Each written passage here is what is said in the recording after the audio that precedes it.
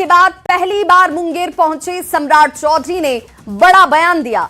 बिहार के विकास की रफ्तार बढ़ाने के लिए जहां भी जमीन का अधिग्रहण जरूरी है वो किया जा रहा है। सरकारी जमीन पर अतिक्रमण के खिलाफ कार्रवाई को लेकर सम्राट चौधरी ने कहा कि जब हमारे घर की सीढ़ी टूट सकती है तो राज्य में किसी का भी घर या मकान अगर वो सरकारी जमीन पर होगा, अतिक्रमित होगा तो जरूर टूटेगा, चाहे वो कोई भी शख्स क्यों ना हो।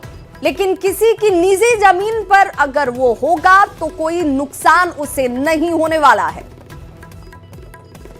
तो देखिए, मुख्यमंत्री बनने के बाद सम्राट चौधरी की तरफ से तारापुर में यह बड़ा बयान दिया गया। उन्होंने कहा कि अतिक्रमण जो इस वक्त प्रशासन की तरफ से उस पर कार्रवाई की जा रही है वो इस तहत जायज है कि आप सरकारी जमीन पर किसी तरह का कोई कार्य नहीं करा सकते। क्या कुछ कहा है मुख्यमंत्री सम्राट चौधरी ने, जरा आप भी सुनिए।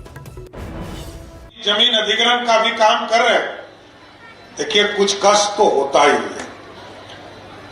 मैं अभी मेरे को रिपोर्ट मिला पिछले एक सप्ताह पहले कि तारापुर में मेरा भी घर है और मेरे घर के भी सीढ़ी को तोड़ने का काम प्रशासन कर रहा है।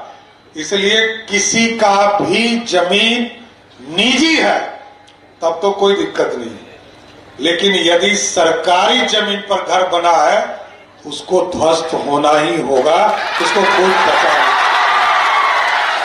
क्योंकि जनता की अपेक्षा है सुंदर बिहार बनाना है, विकसित बिहार बनाना है और भारत के प्रधानमंत्री नरेंद्र मोदी जी और नीतीश कुमार के सपनों को साकार करना है।